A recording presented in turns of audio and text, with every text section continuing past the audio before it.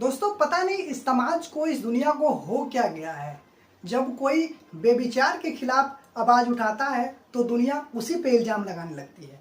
जब कोई गुरु अपने शिष्यों को पापों से बचाने की बात करता है तो उसी का मजाक उड़ाया जाता है। दोस्तों हमारे देश में ये परंपरा हमेशा से ही चली आ रही है और इस बार निशाना बनाया गया है प्रेमानंद जी महाराज को। दोस्तों आप प्रेमानंद जी महाराज को तो जानते ही होंगे कि वो कितने सरल और सुलझे हुए संत हैं। उनका हर एक प्रश्न का जवाब कितना सरल और सटीक होता है। एक ऐसा व्यक्ति जो बेविचार, अश्लीलता और इंद्रियों के अनियंत्रित जीवन से लोगों को बचाने के लिए सिर्फ एक उदाहरण देते हैं, लेकिन पता नहीं ये कौन लोग हैं जो उनके अर्थ का अनर्थ बना लेते हैं और उनका एक छोटा सा क्लिप सोशल मीडिया पर वायरल हो जाता है। उस क्लिप में उनकी बातों को आधा अधूरा दिखाया जाता है और सिर्फ एक ही पॉइंट को हाईलाइट किया जाता है। सबसे पहले आप ये क्लिप देखिए। 100 में कोई 2-4 कन्याएं ऐसी होंगी जो अपना पवित्र जीवन रखकर किसी पुरुष को समर्पित होती होंगी, कैसे वो सच्ची बहू बनेगी। दोस्तों जानकारी के लिए बता दूं कि इस वीडियो क्लिप में पूरी बात नहीं दिखाई गई है, पर कोई बात नहीं, पूरी बात हम दिखा देते हैं आपको। बच्चियां कैसी पोशाकें पहने, कैसे आचरण कर रहे हैं, एक लड़के से ब्रेकअप, दूसरे से व्यवहार, फिर दूसरे से ब्रेकअप, फिर तीसरे से व्यवहार, और व्यवहार व्यभिचार में परिवर्तित हो रहा है। कैसे शुद्ध होगा? मान लो हमें 4 होटल के भोजन खाने की जबान में आदत पड़ गई है तो घर की रसोई का भोजन अच्छा नहीं लगेगा। जब 4 पुरुष से मिलने की आदत पड़ गई है तो एक पति को स्वीकार करने की हिम्मत उसमें नहीं रह जाएगी। ऐसे ही जब 4 लड़कियों से व्यभिचार करता है तो अपनी पत्नी से संतुष्ट नहीं रहेगा, उसे 4 से व्यभिचार करना पड़ेगा क्योंकि उसने आदत बना ली है। हमारी आदतें खराब हो रही। 100 में कोई 2-4 कन्याएं ऐसी होंगी जो अपना पवित्र जीवन रखकर किसी पुरुष को समर्पित होती होंगी, कैसे वो सच्ची बहू बनेगी। जो 4 लड़कों से मिल चुकी वो सच्ची बहू बनेगी, जो 4 लड़कियों से मिल चुका वो सच्चा पति बन पाएगा। दोस्तों ये वीडियो क्लिप को देखने के बाद क्या आपको लगता है कि उन्होंने सिर्फ लड़कियों की बात की? नहीं, बल्कि उन्होंने क्लियरली कहा कि लड़का और लड़की दोनों इस गिरावट के जिम्मेदार हैं। उनका कहना था कि स्त्री साधक हो चाहे पुरुष साधक, जब कोई एक से अधिक संबंध बनाता है तो उनका मन और इंद्रियां एक जगह पर स्थिर नहीं रहती है, एक जगह पर अड़िग नहीं रहती है।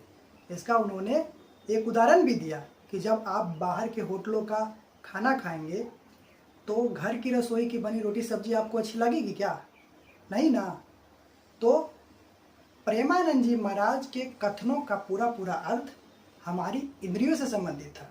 उनके वाक्यों का सीधा सीधा अर्थ यह है कि जब मैं यहाँ किसी पर्टिकुलर पर्सन की बात नहीं कर रहा हूँ, मैं बस एक उदाहरण दे रहा हूँ जैसा बाबा ने दिया था कि जब हमारी माता, बहन या भाई किसी अन्य माताएं, बहनों या भाइयों के संपर्क में आता है या रहता है तो हमारी इंद्रियां, जो हमारे सेंसेस हैं, और हमारा मन दोनों आउट ऑफ कंट्रोल हो जाता है। उसके बाद हमारा मन विषय लोलुप में मजा ढूंढने लगता है और उस क्रिया में पूरी तरह से इन्वॉल्व होना चाहता है, क्योंकि हम मन के अनुसार कार्य कर रहे होते हैं। और वैसे भी एडल्ट एज में तो अट्रैक्शन होता ही है।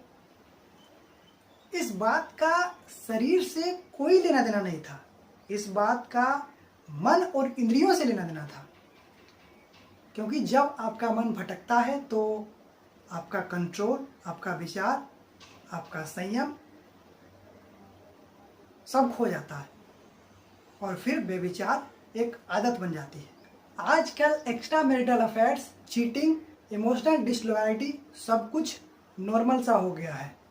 मैं मानता हूँ कि बाबा ने जो 2-4 माताएं, बहनों के आंकड़े दिए, उनको वो 2-4 ना कहकर 8 से 10 भी कह सकते थे, लेकिन उसके बाद अन्य जो बातें उन्होंने कही वो बिल्कुल ही क्लियर और सटीक था।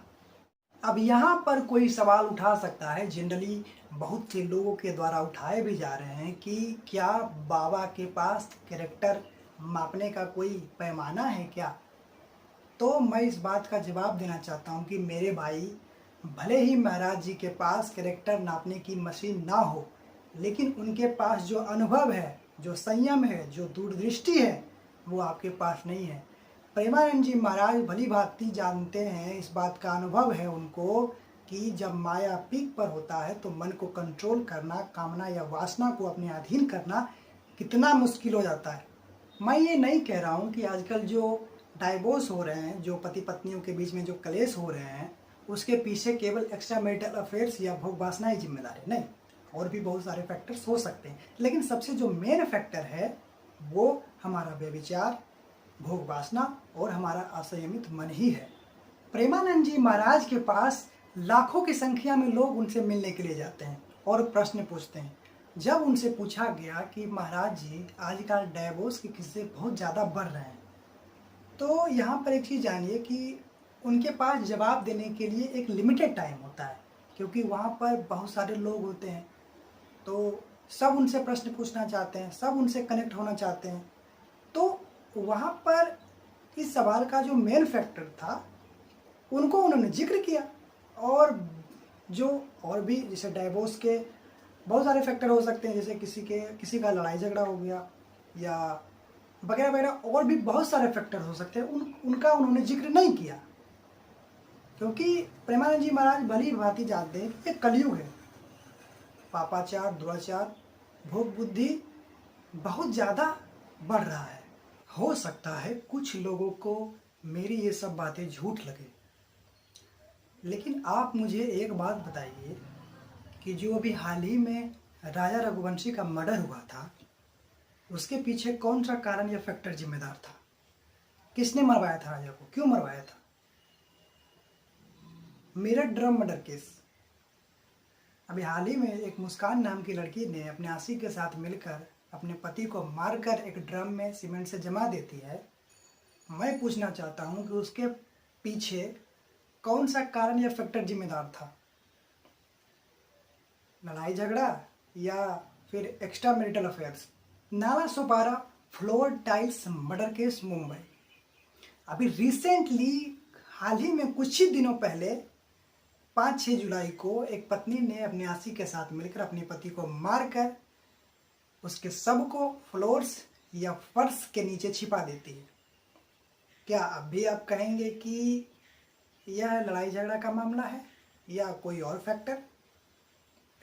अभी और सुनिए। दिल्ली में एक माँ ने अपने प्रेमी से शादी करने के लिए अपने 13 साल की बेटी को गला घोट कर मार देती है। अब ये सब एक्स्ट्रा मैरिटल अफेयर्स के किस्से थोड़ी ना है। अब यहाँ पर कोई महान व्यक्ति आए और कहे कि भाई ये 2-4 मामले दिखाकर तुम क्या साबित करना चाहते हो, तो मैं बता दूं कि मैं कुछ साबित करना नहीं चाहता हूँ, लेकिन एक बात जरूर कहना चाहता हूँ कि जितनी बातें मैंने आपको बताई है और जितनी घटनाएं रियल में हुई है, उसका वो केवल 5% है। अगर मैं पूरा लिस्ट को इस वीडियो में ऐड करता तो वीडियो 3 से 4 घंटे की बनानी पड़ती। अब यहाँ पर कुछ माताएं और बहनों के मन में एक सवाल उठ सकता है कि क्या केवल लड़कियां ही जिम्मेदार हैं इसके पीछे? तो नहीं मेरे माताओं और बहनों, मैं ऐसा बिल्कुल भी नहीं कह रहा हूँ, बल्कि मैं कह रहा हूँ कि इसके पीछे जितना पुरुष जिम्मेदार है उतना ही जिम्मेदार महिला है। ऐसा नहीं है कि समाज में केवल पुरुषों के साथ शोषण हो रहा है, महिलाओं के साथ भी शोषण होता है। प्रेमानंद जी महाराज ने यही तो कहा कि इस गिरते समाज को लेकर लड़के और लड़कियां दोनों जिम्मेदार हैं। और ये कौन लड़के और लड़कियां हैं जो ऐसा व्यभिचार पापाचार करते हैं? जो नहीं करते, बाबा ने उनके लिए ऐसा नहीं कहा।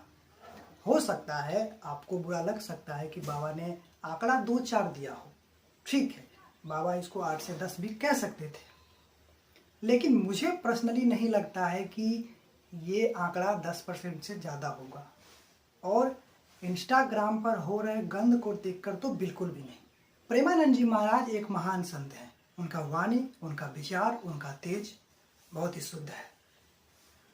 प्रेमानंद जी महाराज के पास लाखों की संख्या में शिष्य शिष्याएँ आती है और उनके पास अपना दुख सुनाती है कि महाराज जी ये हो गया, डाइवोर्स हो गया, लड़ाई झगड़ा हो गया, क्लेश हो गया, मारपीट हो गई।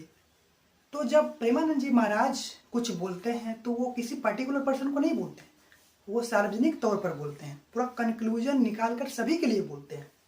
आजकल सोशल मीडिया का ज़माना है, जहाँ रील्स में कपड़े कम होते हैं और व्यूज़ ज़्यादा होते हैं, जहाँ शारीरिकता एक ट्रेंड बन चुकी है और बचपन से ही बच्चे इन सब चीज़ों में फंस जाते हैं। क्या बाबा ने इन सब चीज़ों का विरोध करके कोई पाप किया है? दोस्तों, बेविचार कभी आपको सुख नहीं देता सिवाय चंचलता के।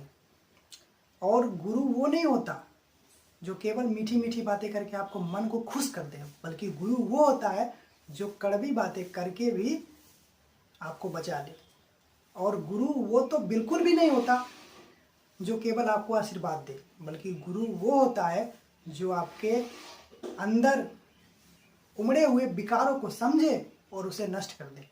आज हमारे देश को जरूरत है प्रेमानंद जी महाराज जैसे संतों की, जो बेविचार से भटकते यूथ को सही दिशा दिखाते हैं।